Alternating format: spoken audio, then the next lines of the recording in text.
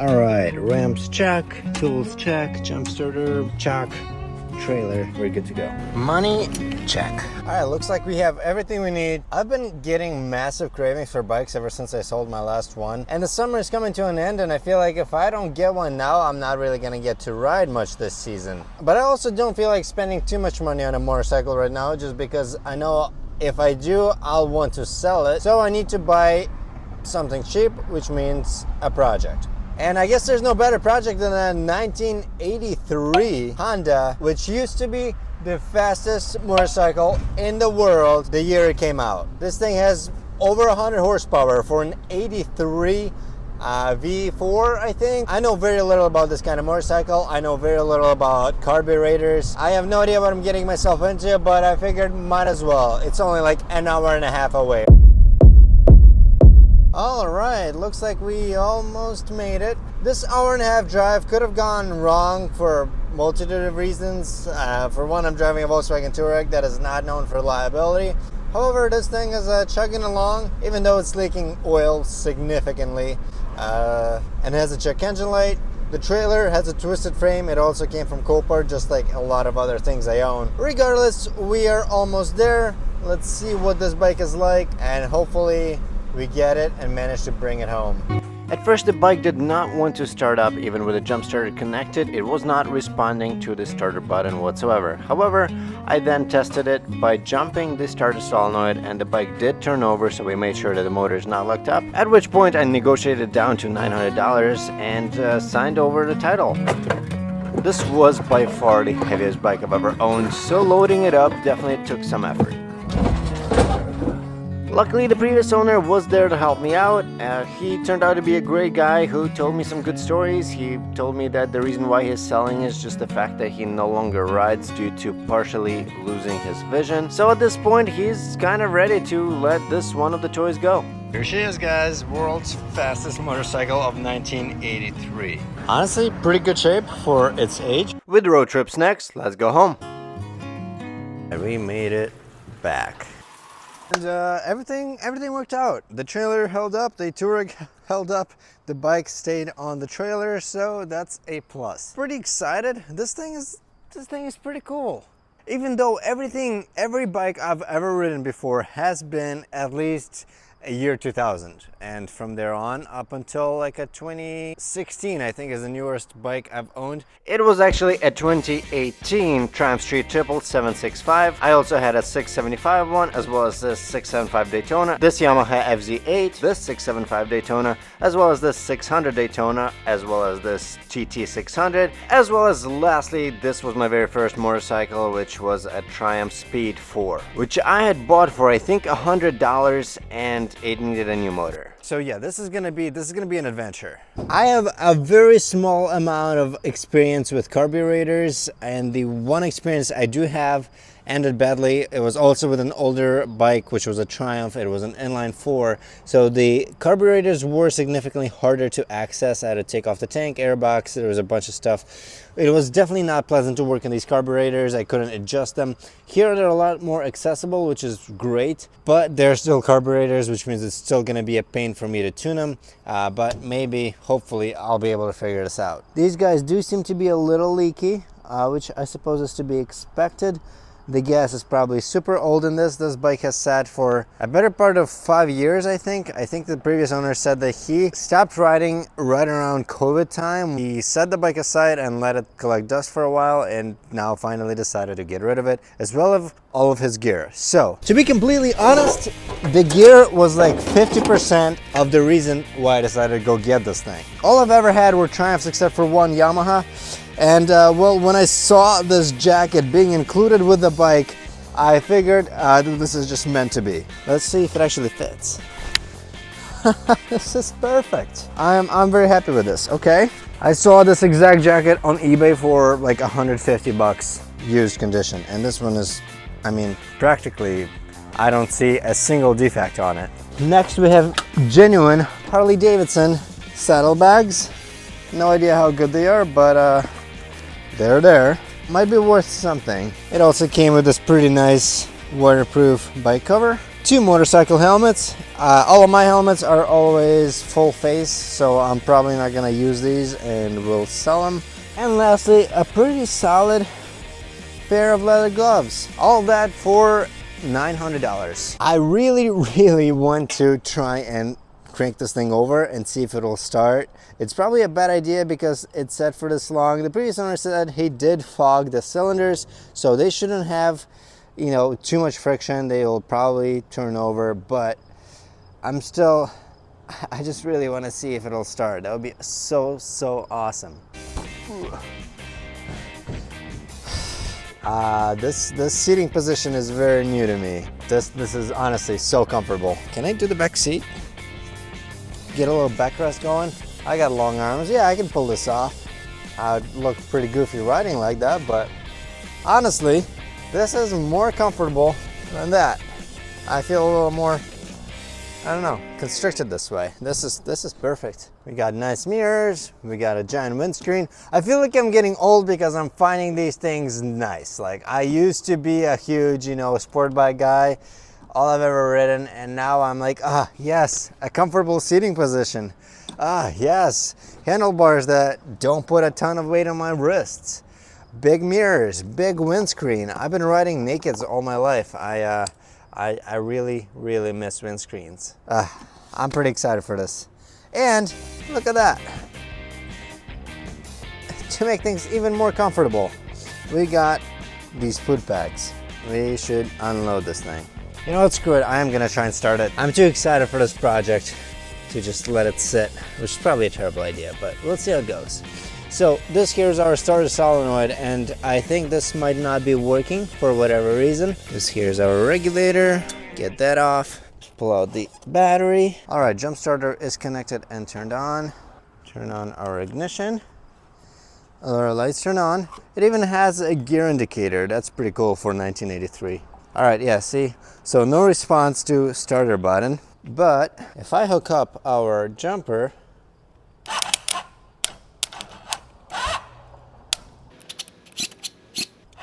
so it looks like the starter spins and tries to spin the motor, but that's about all that we're getting. So potentially the solenoid itself is bad, or one of these wires that are supposed to activate it aren't doing what they're supposed to do. All right, we got a horn. At least that's good. Let's see if we can try and jump these again, like this. No way! That was so easy! Can't believe this actually worked. Alright.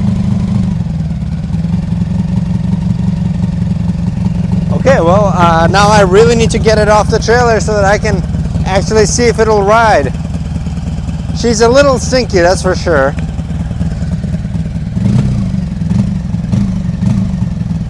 Let's see if I can unhook my battery. Oh yeah.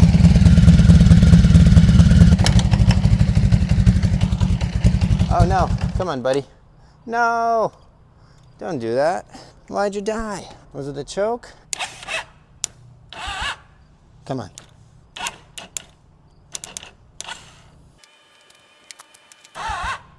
Come on, please start, come on. This is probably the main thing I don't like about the carburetors, is that with EFI, if you start it, it'll usually keep running. Unless you have a bad fuel pump, if you can get it to start, it's probably going to keep running. With carburetors, not really. You can get it to start and then it will decide to just randomly stop running on you. So the jump starter trick doesn't seem to want to work anymore, so we're going to, oh, maybe this was just loose. I doubt it though. What are the chances that's all it needed? Nope. See if we can just hook it up directly to that.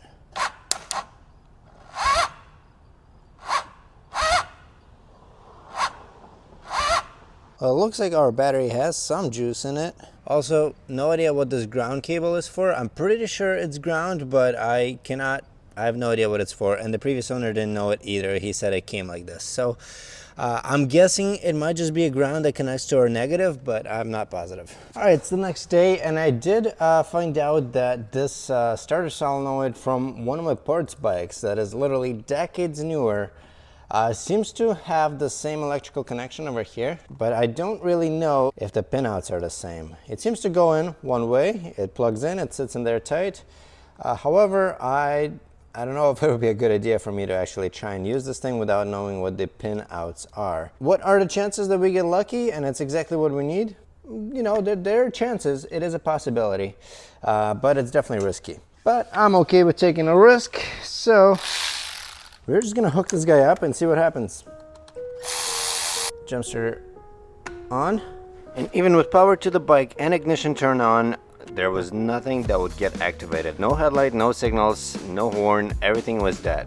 All right, nothing happened when I tried using the solenoid, so we're just gonna go back to our original one, which obviously doesn't work for whatever reason. I'm gonna see if we're getting the correct signal from the wire, because one of these 4 wires is gonna be the signal wire from the start-stop button all the way up here. So when I press this, in theory, there's supposed to be some sort of current flowing through one of these wires and activating the solenoid, telling it to turn on. So potentially we can try and find out which one of these wires that is. If I had to guess, I would say it's probably this yellow one. Currently it's at 0. If we push the button, that is 12 volts. Perfect. We can see that the current is flowing into this, but for some reason it's not activating this guy, so that means that it's probably an internal failure inside the solenoid. Now, instead of jumping this connection here, I can also just go straight to the starter. It's all the way in here, pretty accessible, and here's a positive cable going into it, and if I give power to that, that should activate our starter. All right, so here we have the positive cable from the jump starter going to the starter, and then we have the negative on a random ground to a bolt. And all we do is just turn on our jump starter. Doesn't seem like it's getting enough juice. All right, I'm just gonna use the old jumper cable method where I just jump our solenoid. Honestly, I think I'm just obsessing over trying to get this thing to start and run. What I really should do is fix the things that probably went wrong from this bike sitting for so long, such as drain our gas, give it some fresh new gas, potentially clean the carbs, and only then change our starter solenoid and see what happens. Okay, luckily the tank is almost empty.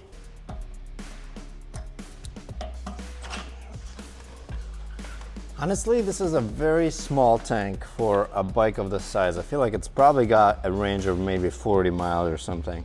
This bike has 1100 cc's, and I mean, this tank looks like it can only hold maybe, I don't know, 2 gallons. But look at how absolutely massive. Oh, maybe this thing has multiple tanks. That would make sense. I wonder if this here is our reserve and then there's a bigger tank somewhere in here. Oh, yes, okay. This here, all right, that makes sense.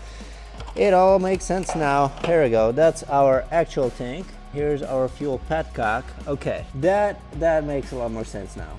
It's definitely a little hard trying to figure these bikes out when I have 0 experience with them, but luckily with motorcycles you can sort of kind of figure out what goes where. So our main tank, our reserve tank, I'm assuming this is our little fuel level sensor. From here, the fuel goes into, looks like just this line. I don't see any other outs from this tank, so it looks like it goes out of here into here. It's probably our fuel filter, goes into here, and then here we go, into our carb. So theoretically, all I have to undo is this line here, and I should potentially be able to drain our tank. While our extractor is sucking out gasoline, I noticed that this is our fuse box. What an unusual location for a fuse box to be in. There we go.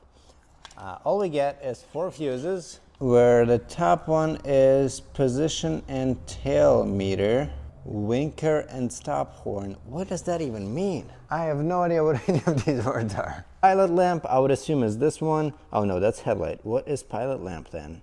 And then it's a spare. Yeah, winker is probably our turn signals. So stuff like starter, not even fused. Interesting.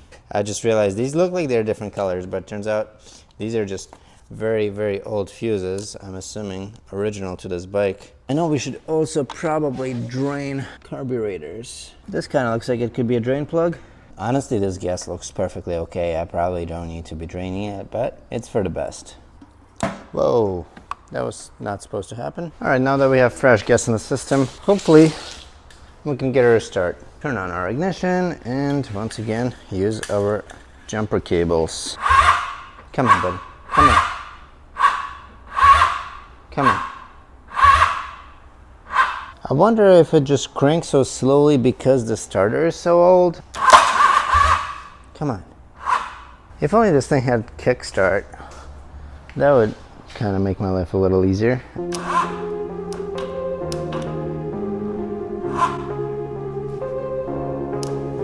Huh.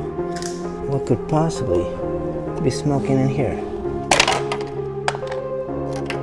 This is our shifter. Okay, so this guy over here is incredibly hot, like really hot. The only thing that would make that thing hot is if for some reason it was getting a bunch of electricity going through it. And the only thing that would make that happen is if our starter cable going from here all the way down to the starter has damaged insulation somewhere along the way and is grounding itself on the frame or the shifter mechanism. That's the only thing that would make sense. That's the only thing that would explain this. So we need to explore that option. And that's what I did. However, I did not find any damaged insulation and that wire seems to be whole. Okay, we have a bit of a development. I thought, what if by chance our clutch switch is not working and that's why we're not getting starter engagement or any sort of noises from the starter solenoid. And guess what? Now that I jumped this connection for the clutch sensor, if I click on our start button, the starter solenoid now clicks, which it wasn't doing before. However, for some reason, it's still not delivering anything to the starter. The starter itself doesn't want to spin.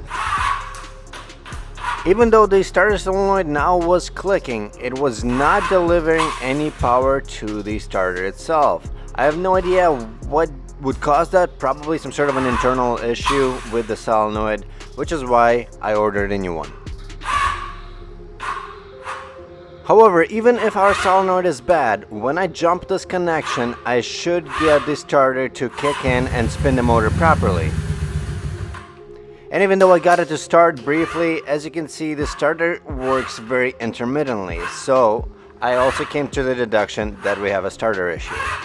And to this day, somehow, some way, the shifter rod still gets incredibly hot when I have this issue. Whenever I activate the starter and send power to it for prolonged periods of time, current flows through it and causes it to heat up. This is by far the weirdest electrical gremlin I've ever come across. I still have no idea what causes that, even though this bike has been made rideable and I have been enjoying it quite a bit. That issue still persists, and every now and then our starter will not want to kick in and that shifter rod gets hot. As it turns out, our clutch does not work. I tried bump starting it. Pulling in the clutch does nothing when the bike is in gear and it doesn't want to move, so I can't even get it up to speed with the clutch in. Which is why we have our extractor hooked up to our clutch bleeder line, and we're going to hopefully bleed our clutch. After giving it fresh fluid, as well as getting rid of any air bubbles in the system and getting a bunch of brake fluid on my camera lens, as you can see in this image, it was time to try and bump start it. Which means pushing the bike manually up to a certain speed while it is in gear and then letting go of the clutch, making the rotational force of the wheel and the bike moving on the ground manually spin the motor. Whether it's due to the weight of the bike or my lack of experience, I miserably failed and went back to the drawing board. Guess who found out that the starter on this motor is installed in a way that it is directly holding the oil in? I was like, this is the easiest starter removal of my life. There's just 2 bolts holding down these mounting points, and then this thing slides out. And then once it does, you dump 6 quarts of oil all over the floor. All right, it's been a couple of days, and we finally have received our starter rebuild kit. I have never rebuilt a starter before. No idea how hard this is gonna be, no idea what it's going to involve, but I'm just gonna find these exact parts that came in the rebuild kit and change them. Sounds easy enough. Oh, that's cool. Huh. Just gonna peel these guys out. All right, I think it's time to test this guy. Okay. It made a noise. As it turns out, these little blocks that you see in the bottom right picture are supposed to be inside those metal cases that are currently zip tied. So I didn't know that because when I removed the internals of the starter, those blocks popped out because it's all magnetic. Long story short is that I'm using these zip ties to keep the blocks in there as I'm reassembling the starter, and then I will be able to remove the zip ties. With that fixed, it is time to try and test it yet again. Yes! Woo!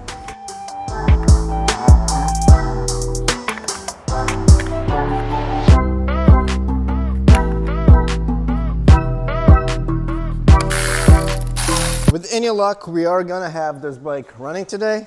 Now, with a lot of luck, because we honestly don't really know what exactly is wrong with it. We don't know how dirty the carbs are. Obviously, I haven't cleaned those. I just drained them. I'm really hoping that the previous owner just used non-ethanol fuel that shouldn't really clog up carbs too much, but it definitely could have. We really do not know. Our battery is fully charged. We have some oil. Apparently, this heavy-duty diesel oil is motorcycle rated. Apparently it's been a very well-known fact based on Google. Somehow I just found that out. So this is great because this is a lot cheaper than dedicated motorcycle oils like Modal. Like any auto parts store that you walk into will only have like the single quart jugs that are like $14 per 1 quart. This was like $30 for the whole jug. So very glad we found this. Let's fill it up.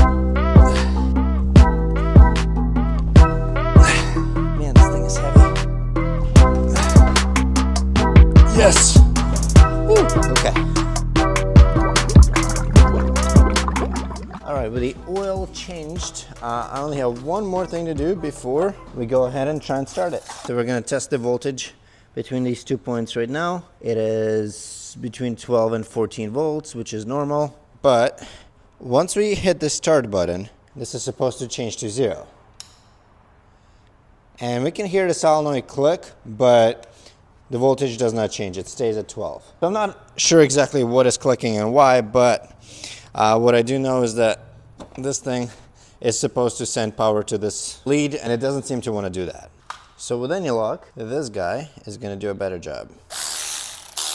Is the ignition going to turn on? Yes. Okay, that's a good sign. Okay, so far nothing is on fire, nothing is smoking. That's good. Let's see what happens when we push the starter button. Yes. Okay. Come on, buddy. Choke. I'm not forgetting anything, am I?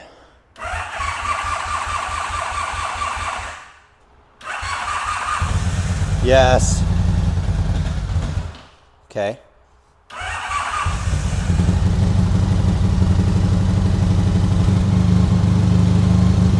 Let's go.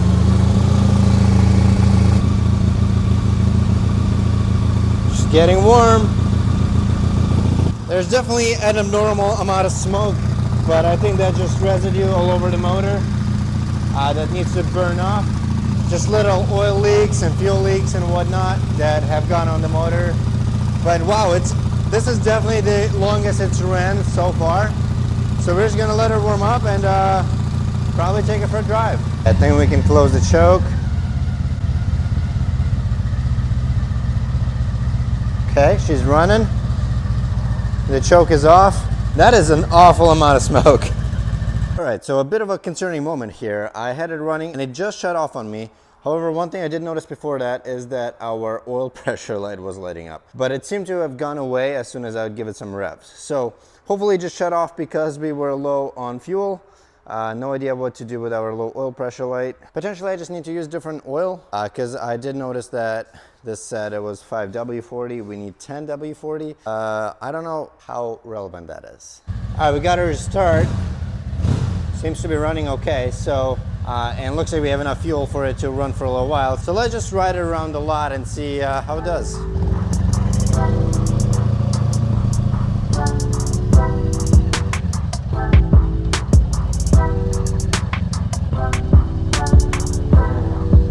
Be mindful of the fact that I've only ridden sport bikes before.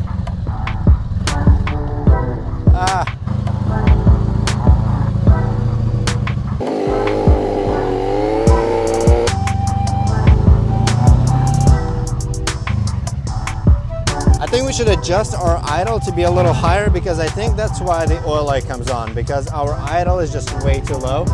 Luckily, I think that's relatively easily adjustable. There's a little plastic knob that you twist. This thing is so freaking heavy right here. Here's our little knob. We can just rotate that and hopefully increase our idle speed. There we go. Yeah, that's it. Right around 1000 RPM I think should be good, because it's just dipping out a little too low. Alright, we made it to the gas station. Give her some ethanol free. So far riding pretty good. I'm definitely slightly disappointed by the brakes. They're not nearly as good as I wish they were, but this is also a very heavy bike compared to what I'm used to. Now let's see if it'll actually start back up again. Come on. I need 2 hands.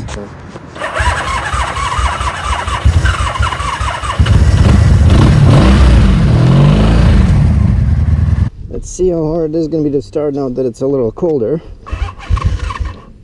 Come on.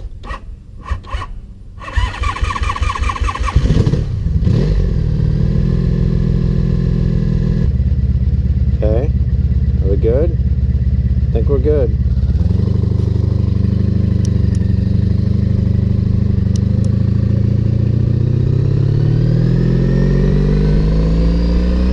Hear those backfires? Carbs definitely need some tuning, but it's not too bad. I'm not ready to tear those apart yet. I need to get some rides in. Maybe that'll be like a decent winter project. I'll just ride it the way it is right now.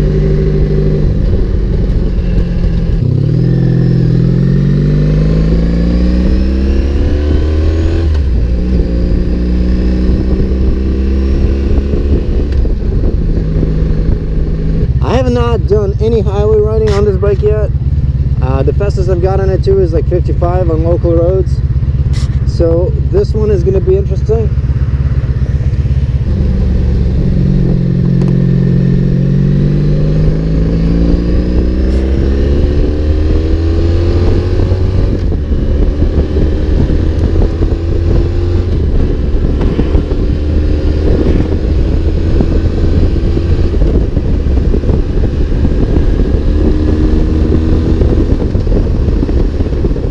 I was not expecting to see overdrive gear. I thought they could just put in 6th gear, but I guess they prefer to call it overdrive. Another thing is that this bike is definitely quite shaky above 65, 70 miles per hour. Maybe it's a wheel balance, especially like I can feel it in the front, so maybe it's the front wheel balance, maybe it's something else. I did change the front wheel bearing, however that did not fix the issue. Another thing I noticed is how big of a difference the windscreen makes. It is absolutely crazy. I can ride around with my visor up and not even notice any wind or get stuff into my eyes. It's definitely a life-changing experience. Sometimes I even miss the wind in my face, believe it or not. That does kind of, at these like speeds where it's 50 miles an hour, some wind is kind of nice. But it is what it is. This is pretty convenient. Something I should definitely fix is this turn signal. It's looking a little sad and embarrassing, plus probably not the safest thing. Luckily, I have these 2 little guys that are left over from one of my previous bikes. They're nothing special, cheap China LEDs, but they should get the job done. Plus, they'll modernize the look of this bike a little bit.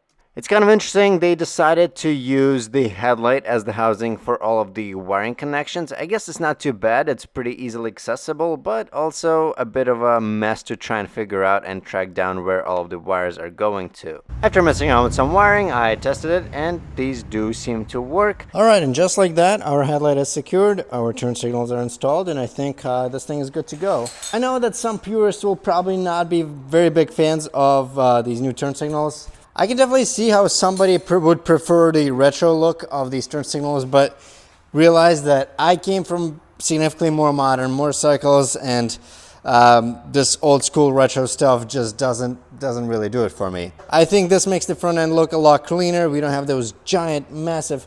This thing is literally 17 times bigger than our new turn signal. I'm perfectly good with this. And while we're on the topic of lighting, take a look at this.